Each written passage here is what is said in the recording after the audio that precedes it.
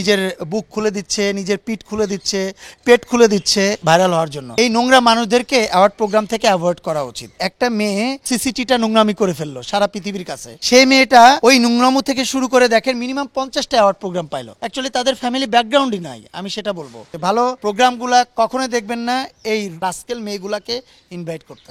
সর্বপ্রথম হচ্ছে আমি রিকোয়েস্ট করব হচ্ছে অ্যাওয়ার্ড প্রোগ্রাম অবশ্যই একটা ভালো প্রোগ্রাম, কারণ আপনি অ্যাওয়ার্ড দিচ্ছেন, অবশ্যই এমন ব্যক্তিকে অ্যাওয়ার্ড দিচ্ছেন সে যাতে সম্মান পায়, এখানে এসে তাকে যেন সম্মানিত মনে করি আমরা। সেক্ষেত্রে সেটা যদি আলোচিত হয়, সমালোচিত হয়, সেটা যদি নোংরামও হয়, তাহলে তো অ্যাওয়ার্ড প্রোগ্রাম হলো না। যারা অ্যাওয়ার্ড প্রোগ্রাম করবে আমি তাদেরকে বলবো যে আপনারা দেখেন যতগুলো অ্যাওয়ার্ড হচ্ছে, এই অ্যাওয়ার্ডগুলো ঘুরে ফিরে 3-4 জন মানুষই নোংরামি করতেছে। আপনি দেখেন নাম আপনিও জানেন, আমিও জানি, আমি তাদেরকে নাম, কারণ তারা অনেক চেষ্টা করতেছে, নিজের বুক খুলে দিচ্ছে, নিজের পিঠ খুলে দিচ্ছে, পেট খুলে দিচ্ছে তারা ভাইরাল হওয়ার জন্য। আমি তাদের নাম বলতে চাই না, এবং এই নোংরা মানুষদেরকে অ্যাওয়ার্ড প্রোগ্রাম থেকে অ্যাভয়েড করা উচিত। কারণ হাতে গোনা 2-5 জন আছে, এই 2-5 জনকে আমরা ইনভাইট না করলেই পারি, আমরা কেন ইনভাইট করব? এই একজনের জন্য একটা অ্যাওয়ার্ড প্রোগ্রাম পচে যাচ্ছে, নষ্ট হয়ে যাচ্ছে। হ্যাঁ, সো এই জায়গাগুলা যদি নষ্ট না হয়, তাহলে পরবর্তীতে তো নষ্ট যদি হয়ে যায়, তাহলে পরবর্তীতে আমরা আর্টিস্টরা কেউ যাব না। এবং আমি তো এখন আমাকে 10টা অ্যাওয়ার্ড যদি ডাকে, আমি উঠতে গেলে একটাতে সাই দিই এবং আমি জিজ্ঞেস করি যে ভাই এটাতে আর্টিস্ট কারা কারা আছে। যদি মনে করে থাকি যে না আর্টিস্ট এরা আছে, যাওয়া যেতে পারে, আমি তারপরও ওখানে মুভ করার ট্রাই করি আর কি।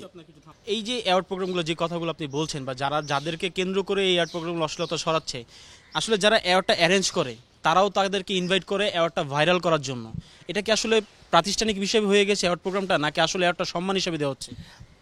না, আমার মনে হচ্ছে প্রাতিষ্ঠানিক অবস্থাই হয়ে গেছে এখন। কারণ আপনি দেখেন একটা মেয়ে যখন নোংরামু করে খেলার মাঠ থেকে ভাইরাল হলো, নোংরামু করে পুরা খেলা আমাদের পুরা মানে মানে কি বলবো, সিসিটিটা নোংরামি করে ফেললো সারা পৃথিবীর কাছে।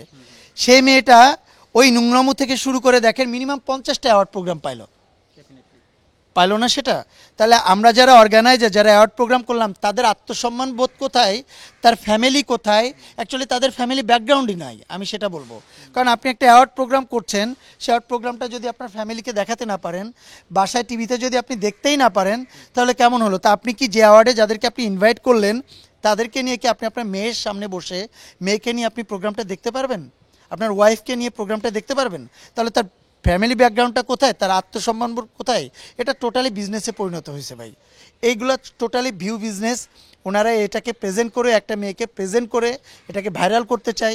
এরপরে বিভিন্ন দরবারে ঢুকবে, বিভিন্ন ওই অফিসে যাবে, ভাই দেখেন আমি এত সালে এত বড় প্রোগ্রাম করছিলাম, আমার দেখেন ভাইরাল হয়েছে, এত ভিডিও আছে, আমাকে স্পন্সর করেন। এটা বিজনেসে পরিণত হয়েছে। ভালো প্রোগ্রামগুলা কখনোই দেখবেন না এই রাস্কেল মেয়েগুলাকে ইনভাইট করতে হয়, সত্যি কথা বলতে। এবং এই প্রোগ্রামগুলোতে আসলে গুণী শিল্পী যারা আছে তাদেরকে কদর করা হচ্ছে না, এবং তাদেরকে নিয়ে তারা যাবে নাকি? তাদেরকে নিয়ে অনেক বাজে বাজে মতামত। তারা যাবে নাকি এসব প্রোগ্রামে?